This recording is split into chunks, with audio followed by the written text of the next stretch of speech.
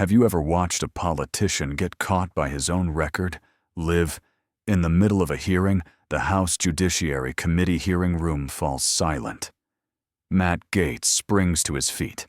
His voice rips through the quiet, finger pointed straight ahead. I've had enough of this charade. This is nothing but political theater. I've been on this committee for years, and these allocations have been consistent. 3 seconds. No one speaks. Jasmine Crockett doesn't move. Then she opens a blue folder, pulls out a document, and sets it squarely before the microphone. Mr. Chairman, I submit for the record House Resolution 1587, 116th Congress, introduced by Matt Gaetz on March 7, 2019. This resolution proposes reallocating the Justice Department's budget using the exact formula I'm questioning today. His explanatory statement is explicit. Current allocations fail to prioritize core investigative functions and require immediate restructuring. My question is simple. Why hasn't what you once called urgent and essential happened?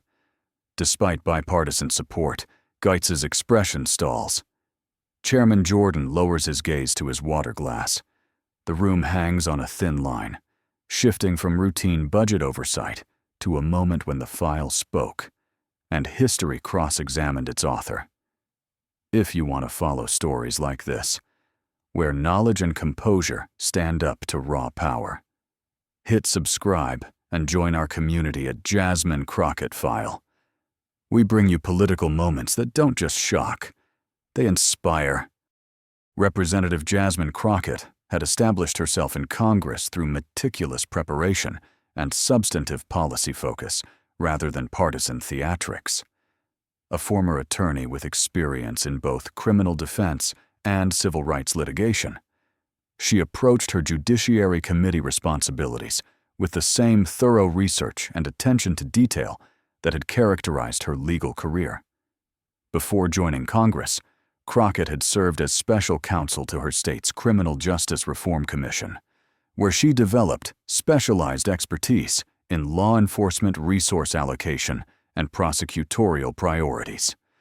This background gave her unique insight into the operational aspects of justice systems that many colleagues lacked. Insight that informed her approach to Justice Department oversight. Effective oversight isn't about party politics, she had explained during her first campaign. It's about consistent application of principles and ensuring that taxpayer dollars deliver the public safety outcomes communities deserve. Accountability isn't partisan, it's essential.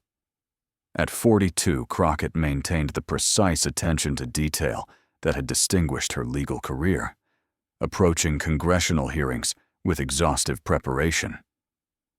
While some colleagues relied on staff-prepared talking points, Crockett was known for personally researching legislative histories and previous committee actions, often reviewing archives of past hearings to establish historical context for current oversight questions.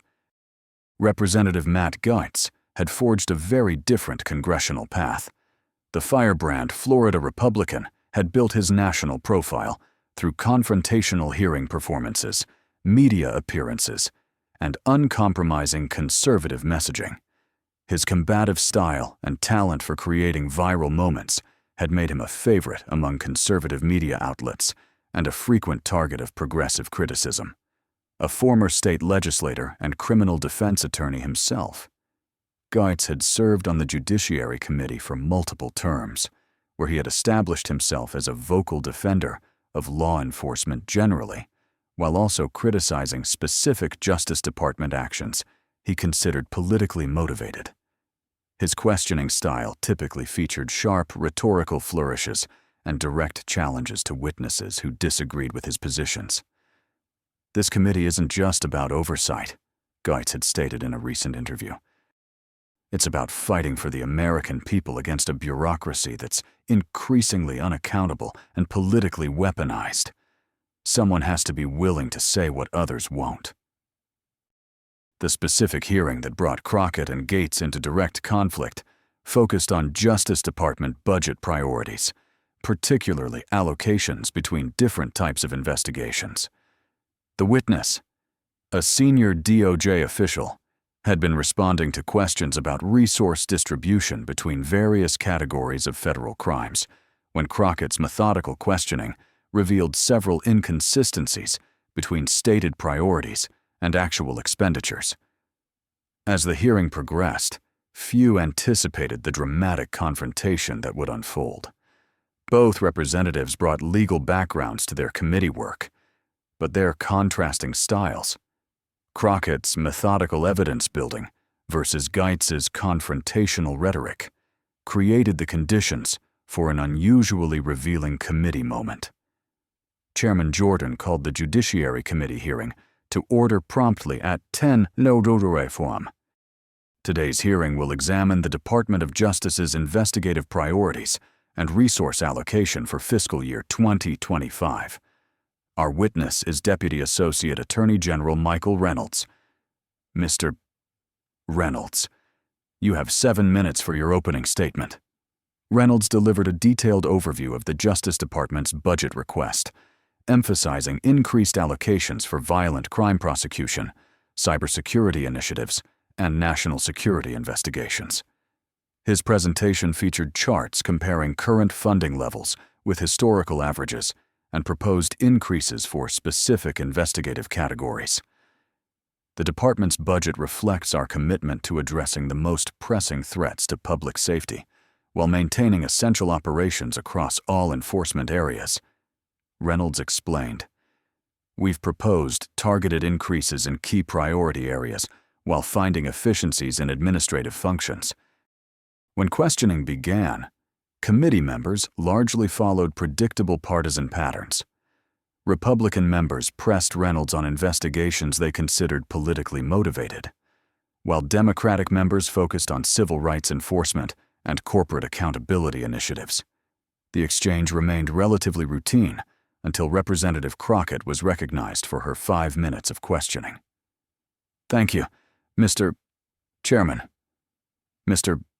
Reynolds, I'd like to focus on the specific allocation methodology described in Appendix C of your budget request," Crockett began, referring to detailed documents rather than general themes. "This appendix shows that 62% of investigative resources are allocated based on what you term historical case volume weighting. Could you explain how this weighting is calculated?" Reynolds appeared momentarily surprised by the specific reference. "Congresswoman, the weighting formula considers historical case volumes, conviction rates, and resource requirements for different case types. This methodology has been used consistently across multiple administrations." "I understand it's a long-standing approach," Crockett acknowledged. "I'm interested in specific changes to the formula. On page 247 of your submission, you note that cybercrime investigations now receive a 1.66 weighting factor, up from 1.2x in previous years.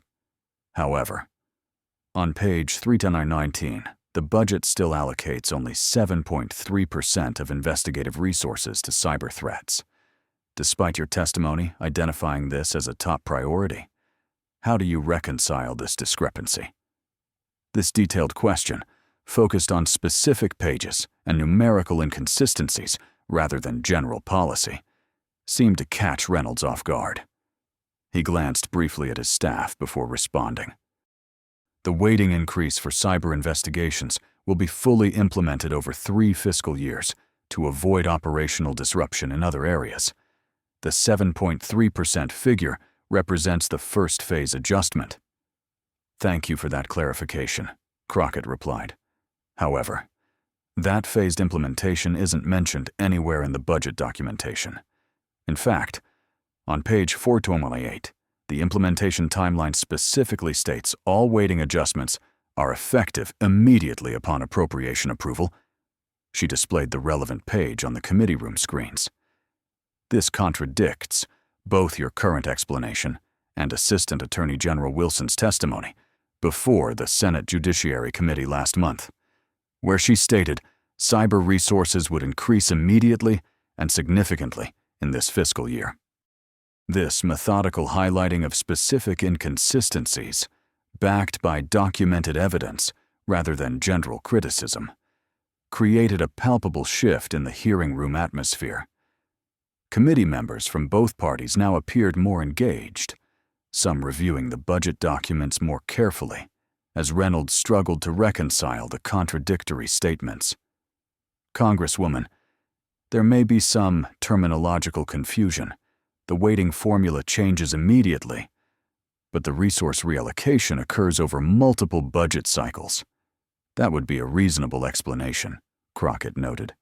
"Except the budget's own definition section on page 17 specifically defines weighting adjustments as including both formula changes and resulting resource reallocations. Under the department's own definitions, these should be occurring simultaneously." She turned to a different document. "I'm also concerned about consistency in application. In 2019, when the weighting for narcotics trafficking investigations changed from 1.4x to 1.7x, the resource allocation changed immediately in that same fiscal year, not over a 3-year phase-in. This appears to be an inconsistent application of departmental budget policies." This detailed knowledge of both current and historical DOJ budget practices, demonstrating command of specific policies rather than political talking points, visibly impressed several committee members.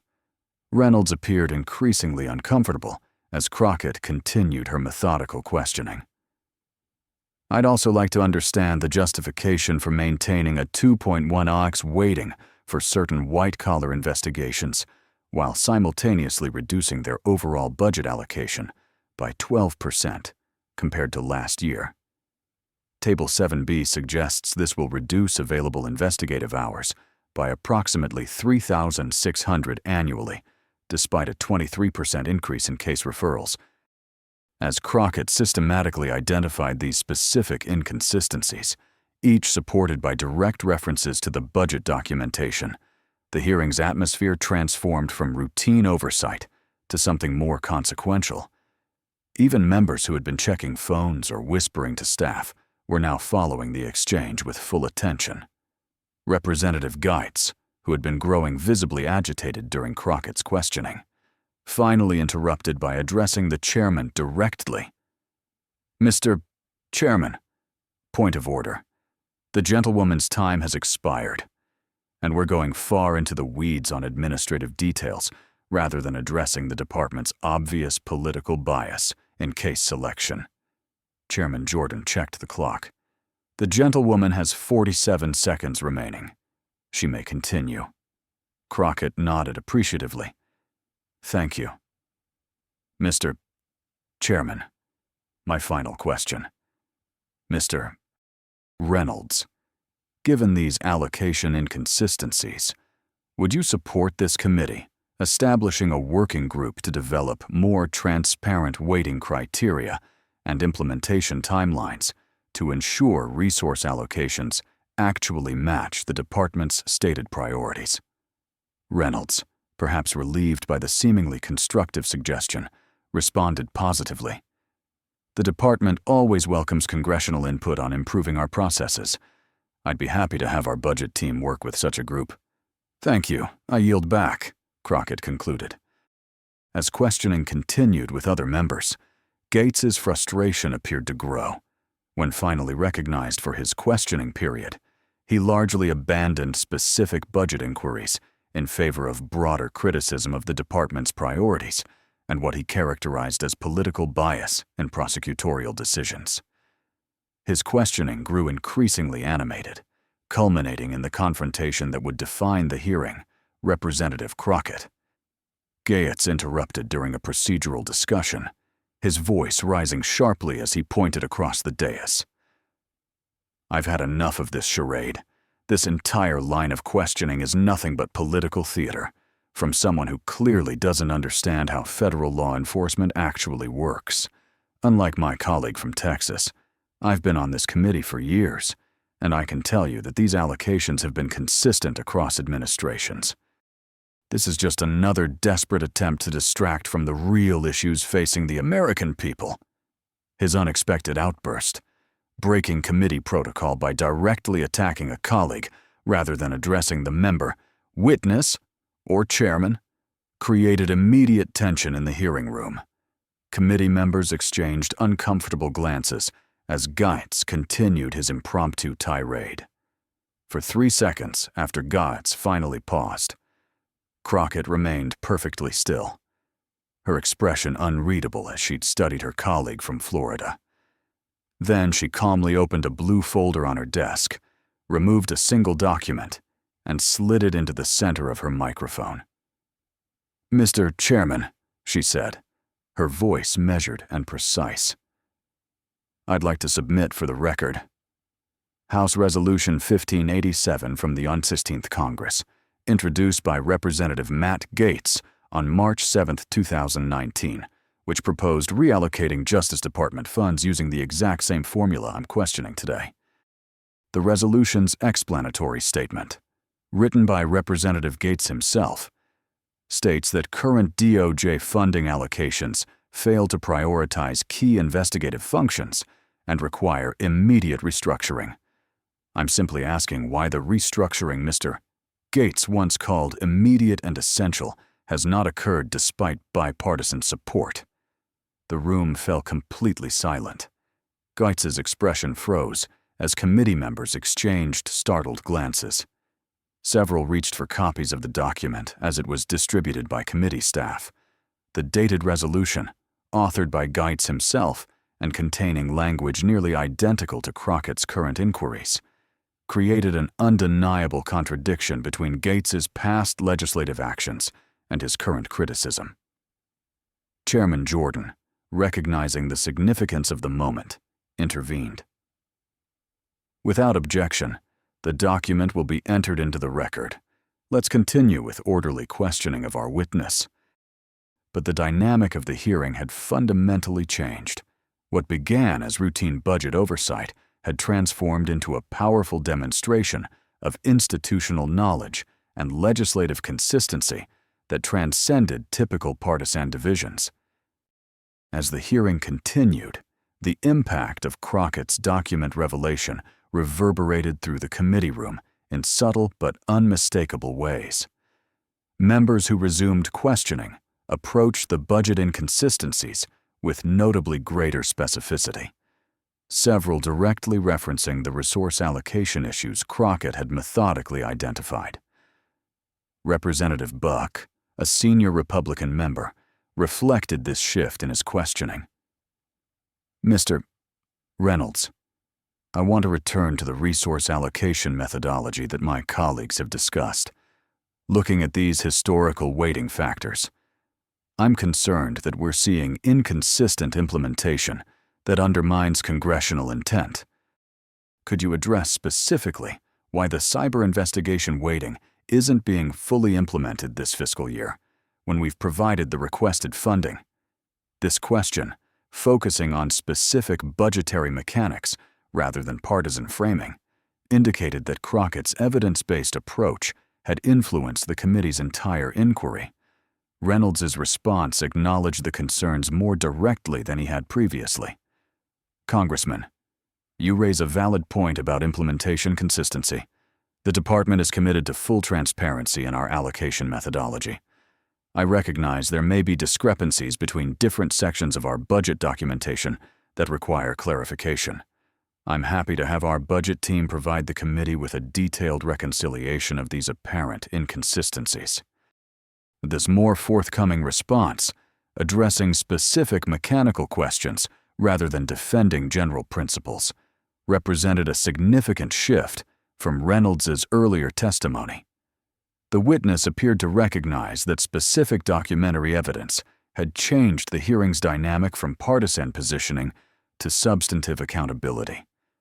Throughout this portion of the hearing, Representative Gaetz remained uncharacteristically subdued.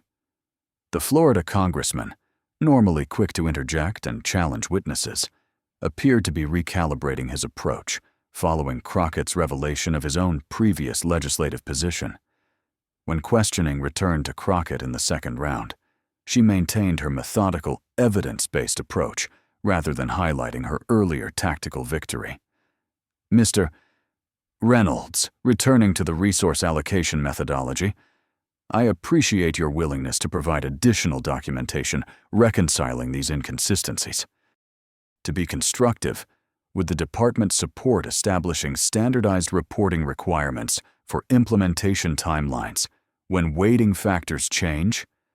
This would provide both congressional oversight committees and the public with clearer expectations for resource shifts. This question, focused on improving processes rather than assigning blame, demonstrated Crockett's emphasis on substantive outcomes over political advantage. Reynolds appeared to appreciate the constructive framing. Congresswoman, that's a reasonable suggestion. Standardized implementation reporting would improve transparency and help align expectations. The department would welcome working with the committee on developing appropriate reporting frameworks that balance operational flexibility with accountability metrics. As the hearing progressed, Chairman Jordan recognized Gaetz for his second round of questioning. The Florida congressman's approach had visibly shifted from his earlier confrontational style. Thank you, Mr. Chairman. Mr. Reynolds, I want to return to the resource allocation methodology discussed earlier in previous years, including during my work on H.R. 1587. I've advocated for more transparent weighting criteria. Could you address whether the department has considered implementing the specific transparency measures outlined in Section 4 of that resolution, which would require quarterly publication of resource allocation adjustments? This question, acknowledging his own previous legislation rather than attempting to distance himself from it, represented a significant tactical adjustment by Gaetz. Rather than continuing his earlier criticism of Crockett's line of questioning, he had effectively joined it, framing his inquiry as a continuation of his long-standing interest in DOJ budget transparency. This pivot from confrontation to substantive engagement reflected Gaetz's political acumen in avoiding a counterproductive continuation of an exchange that had clearly not gone in his favor. Reynolds responded appreciatively to the more constructive approach. Congressman Gaetz, the quarterly publication requirement you referenced would align with several internal tracking mechanisms we already maintain. While we'd need to ensure proper protection of sensitive operational details, the basic transparency framework you proposed could enhance accountability without compromising investigations. We'd be happy to work with the committee on developing appropriate reporting parameters. As the hearing continued, the exchanges between committee members and the witness maintained this more substantive focus on specific allocation methodologies and transparency mechanisms. The confrontational partisan framing that often characterizes such hearings had given way to a more technical, solution-oriented discussion, a transformation directly traceable to Crockett's evidence-based approach and her strategic use of a single, well-chosen document. By the hearing's conclusion, Chairman Jordan acknowledged this productive shift. Today's discussion has highlighted important questions about resource allocation transparency that transcend typical partisan divisions. I appreciate both the witness's willingness to address these specific concerns and committee members' focus on constructive improvements to oversight mechanisms. The department's agreement to provide additional documentation reconciling the identified inconsistencies represents a positive outcome from today's proceedings. This closing statement, acknowledging the substantive progress made without referencing the earlier confrontation, reflected a tactful recognition of how completely the hearing's dynamic had evolved from partisan positioning to institutional accountability. As members gathered their materials after adjournment, the unusual nature of what had transpired was evident in their conversations. A veteran committee staffer was overheard telling a colleague, "I've never seen a single document so completely change a hearing's trajectory." She didn't need to embarrass him. The resolution spoke for itself. For journalists covering the committee, the story had transformed from routine oversight to something far more significant. A justice correspondent texted her editor. The Gaetz-Crockett exchange revealed something rare: accountability through institutional knowledge rather than partisan talking points. Her preparation completely changed the hearing's outcome. By evening, clips of the exchange between Representatives Crockett and Gaetz had spread widely across media platforms. What caught viewers' attention, however, wasn't merely the momentary confrontation, but the substantive contrast between rhetorical positioning and documented legislative history. The Washington Post's justice correspondent captured this distinction in an analysis titled, "When the Congressional Record Speaks: The Crockett-Gaetz DOJ Oversight Exchange." The article noted that beyond the brief dramatic moment, yesterday's Judiciary Committee hearing demonstrated the power of institutional knowledge and effective oversight. Crockett's methodical use of Gaetz's own previous legislation transformed what could have been dismissed as partisan questioning into a substantive examination of budget consistency that ultimately generated bipartisan engagement with resource allocation transparency. Political analysts across the spectrum acknowledged the significance of the exchange, though they characterized it differently. Conservative commentator Hugh Hewitt observed, Representative Gaetz made a tactical error by dismissing legitimate oversight questions that he himself had previously raised through legislation. The lesson isn't ideological, but procedural. Effective oversight requires consistency across administrations, regardless of which party controls the White House. Progressive analyst Juliette Kayyem offered a different perspective. What made Crockett's approach so effective wasn't just catching a contradiction, but how she used it constructively rather than merely to embarrass a colleague. She immediately pivoted back to the substantive issue: DOJ resource allocation, rather than dwelling on the gotcha moment. That's oversight focused on outcomes rather than optics. For Gaetz, the aftermath required careful navigation. His initial response, a tweet stating he was glad to see bipartisan interest in DOJ accountability, was widely seen as an attempt to reframe the confrontation as routine committee business. This characterization gained limited traction as more people watched the full exchange and recognized its exceptional nature. 3 days after the hearing, Gaetz demonstrated political acumen by taking a more direct approach. In a Fox News appearance, he acknowledged, Representative Crockett raised important questions about consistent application of oversight principles. I've long advocated for greater transparency in DOJ resource allocation, including through legislation I introduced in 2019. While we may disagree on many issues, ensuring the department properly allocates investigative resources shouldn't be partisan, and I appreciate her attention to these technical but important details. This direct engagement, acknowledging the legitimacy of Crockett's questioning without dwelling on the confrontational moment, allowed Gaetz to maintain his identity as a DOJ accountability advocate while moving past a difficult committee exchange. Political observers noted this pivot, with one commenting, Gaetz has effectively transformed what could have been an embarrassing moment into an opportunity to reinforce his brand as a consistent critic of DOJ operations across administrations. The aftermath brought increased attention to Crockett's methodical approach to committee work. Profile pieces highlighted her background in criminal justice policy and her commitment to substantive oversight rather than performative confrontation. Politico published an analysis titled The Prepared Representative: Crockett's Document-Driven Approach to Oversight, noting that her focus on specific documentary evidence rather than general criticism represented an increasingly rare approach in contemporary congressional proceedings. In an interview on CNN's State of the Union, Crockett maintained her focus on substance rather than interpersonal conflict. When asked about the exchange with Gaetz, she redirected, "What matters isn't the brief disagreement, but the substantive outcome.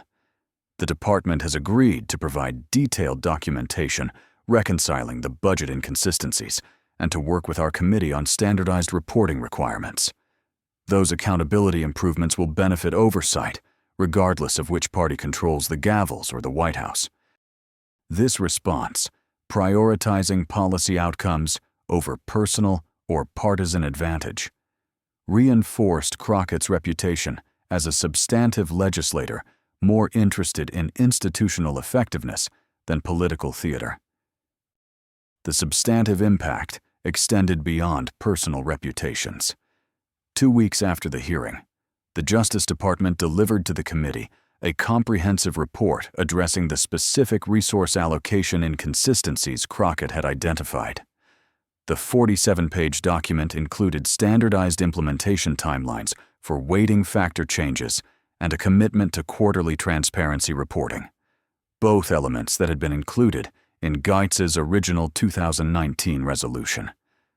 In transmitting the report, Deputy Attorney General Lisa Monaco acknowledged its origins.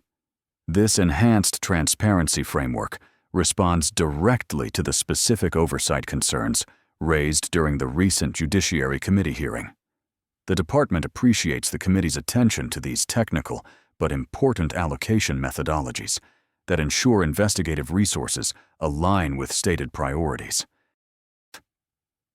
For Justice Department officials, this positive engagement represented a constructive outcome from what could have been merely another contentious oversight hearing.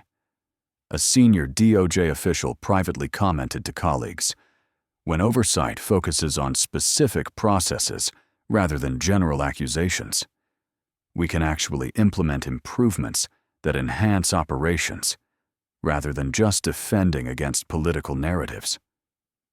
Perhaps most significantly, the Crockett-Gaetz exchange catalyzed a broader conversation about congressional oversight effectiveness. The House Committee on Administration announced a bipartisan working group on enhancing document-based oversight capacity, focusing on improving members' and staff's ability to identify relevant historical documents and legislative precedents during committee proceedings. 6 months after the confrontation, its impact continued to resonate through committee operations.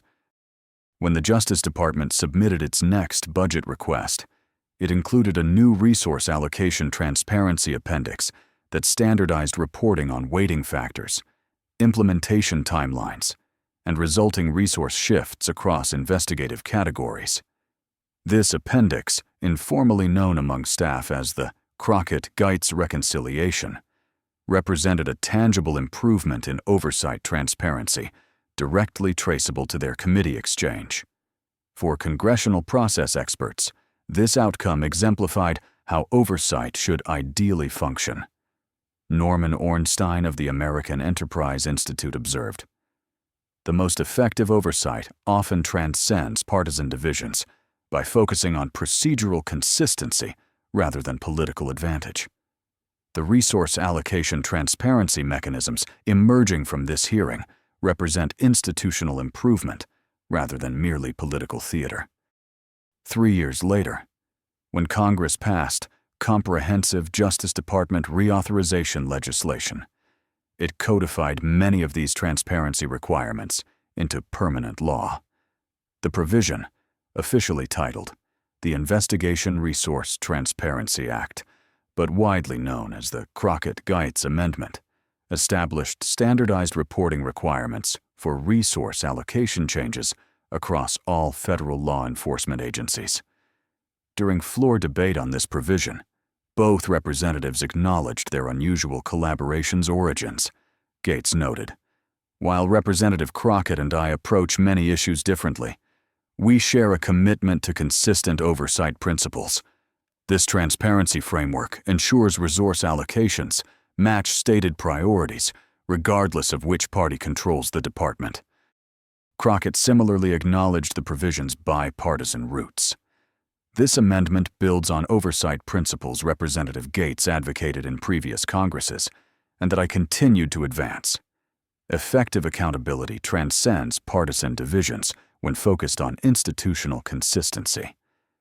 This public acknowledgement of their collaboration, despite the confrontational moment that initiated it, demonstrated how substantive policy outcomes could emerge from even difficult committee exchanges when members prioritized institutional effectiveness over political advantage. For those studying congressional operations, the Crockett-Gaetz exchange became a case study in effective document-based oversight. The Congressional Research Service published an analysis titled "From Confrontation to Legislation," the Crockett-Gaetz oversight model examining how attention to legislative history and documentary evidence could transform oversight from political theater to substantive accountability. The lasting legacy of their confrontation wasn't personal victory or defeat, but a model of how congressional oversight could function at its best, holding agencies accountable for consistency across administrations while producing tangible improvements in transparency and resource alignment. In an era often dominated by performative politics, the Crockett-Gaetz exchange demonstrated the enduring power of the congressional record itself as the most effective accountability tool. As a senior congressional observer noted 3 years later, what began with a confrontation over a single document ended with statutory transparency requirements that will enhance accountability regardless of which party controls Congress or the White House. That's not just a momentary committee victory, it's how the institution is supposed to work. Share your take below. I genuinely want to hear what resonates with this audience. If this kind of grounded, high-stakes analysis works for you, please like, share, subscribe, and hit the notification bell to catch more stories like this. And before you go, check out the featured video on your screen. It's a piece I'm especially proud of. Thanks for your support, and I'll see you next time. Jasmine Crockett File.